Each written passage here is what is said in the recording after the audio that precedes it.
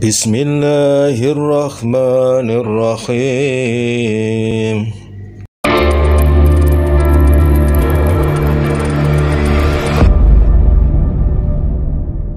Warahmatullahi wabarakatuh, Ustaz. Waalaikumsalam warahmatullahi wabarakatuh. Alhamdulillah kita bertemu lagi, Ustaz. Sudah sekian lama kita angkat ketemu. Pagi ini yang akan kita angkat adalah sesuatu yang mungkin bagi sebagian dianggap hal yang biasa, tetapi mungkin penting untuk dipahami oleh umat. Bagaimana ketika seorang muslim ketika masih remaja tapi sudah balik, dia mungkin kewajiban-kewajiban khususnya sholat fardu, puasa Ramadan itu belang bentong ya, mungkin banyak bolong-bolongnya, ada yang nggak melaksanakan sholat. Itu ketika dia sudah dewasa, dia mulai paham dan dia takut apa yang dulu dilakukan itu dosa. Apakah itu wajib diganti, dibayar atau dikodok? Mungkin ada penjelasannya. Jadi begini ya, jadi tidak ada syariah Islam yang terkait dengan rukun Islam seperti sholat, puasa yang boleh ditinggalkan tanpa alasan. Kalau ada alasannya, ada ilahnya, ada sebabnya, maka tidak masalah kan. Misalnya orang tidak berpuasa di bulan Ramadan. Mengapa? Oh, karena safar. Maka dia bisa mengganti, mengkodok, ya kan? Kalau nggak mengkodok berdosa. Tapi kan dia kodok puasanya itu karena dia ada alasan syar'i. Apakah itu dia sebagai musafir yang diperbolehkan tidak berpuasa, ataukah dia itu sakit yang kalau berpuasa bertambah parah, atau mungkin dia sudah sepuh, ya kan, sehingga dia tidak bisa mengkodok dengan puasa tapi bayar fidyah. Nah, sebenarnya kalau ada orang di bulan Ramadan, seorang muslim ya, tertulis di KTP-nya agama Islam, sudah balik, sehat, ambil balik, lalu dia sengaja tidak berpuasa Ramadan, tidak ada alasannya, bukan karena musafir, bukan karena sakit, atau kalau dia perempuan bukan karena dia melahirkan atau hamil dan sebagainya, maka sebenarnya tidak bisa diganti. Diganti ya? Tidak bisa. Bahkan diganti dengan puasa sunnah sepanjang hidup juga tidak bisa. Nah, begitu juga dengan sholat. Sholat yang bisa dikodok kan misalnya orang tidur, bangun sudah lewat waktu sholat, dan dia tidak bersengaja untuk bangun telat, tapi karena keadaan misalnya badan terlalu capek dan sebagainya, nah barulah dia kodok. Tapi kalau dia tidak ada alasan, waktu mudanya itu nggak pernah sholat, lalu setelah tua, ya kan, dia ikut pengajian dengan mendengarkan atau membaca, tiba-tiba baca ayat Quran atau baca buku tentang keterangan hal-hal seperti ini, lalu dia bertobat, ya, bertobat, dan dia baru setelah bertobat itu dia baru paham, oh harus ini wajib, tidak boleh ditinggal.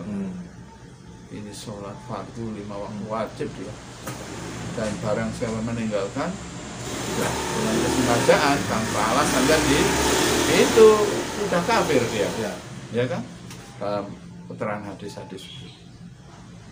Akhirnya ya dia bertobat, menangis, ya sudah. Kalau menurut yang saya pahami, dia tidak perlu mengkodok, ya kan, karena memang tidak ada alasan mengkodok. Alasannya apa? Waktu itu ketidaktahuan, ya kan, kebodohan. Dia bisa dikatakan tidak akil, meskipun dia sudah dewasa tapi tidak berakal.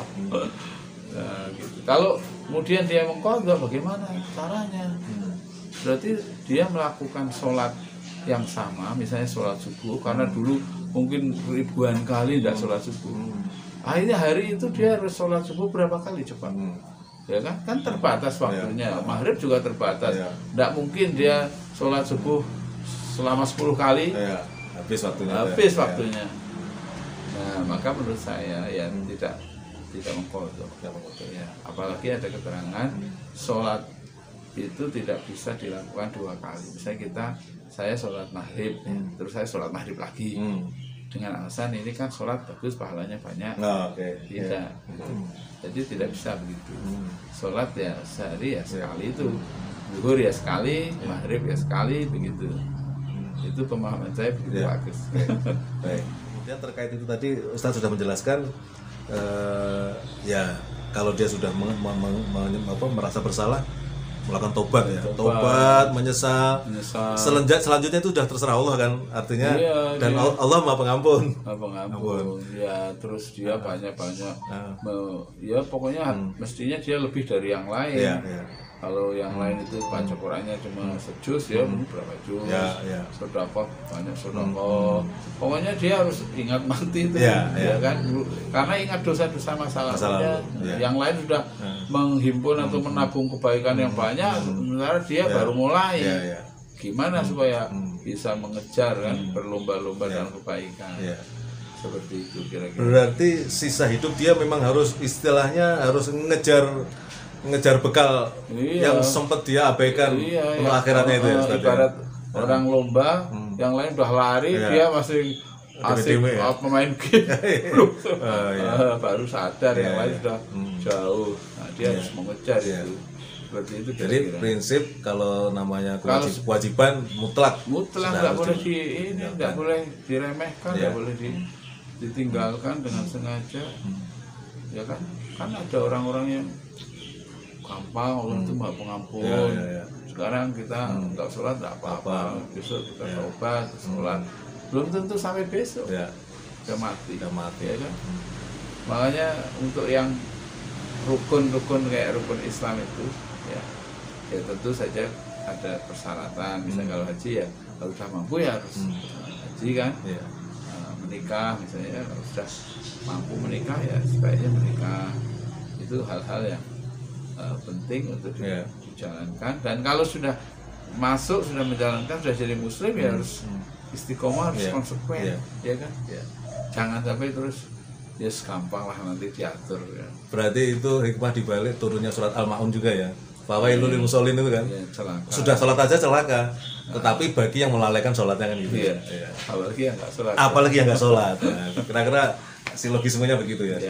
Kira-kira. Baik, terima kasih Ustadz atas penjelasannya. Mudah-mudahan umat semakin paham dan tidak lagi mengabaikan kewajiban-kewajiban yang memang harus dilaksanakan sebagai seorang muslim. Terima kasih. Assalamualaikum warahmatullahi wabarakatuh. Waalaikumsalam warahmatullahi wabarakatuh.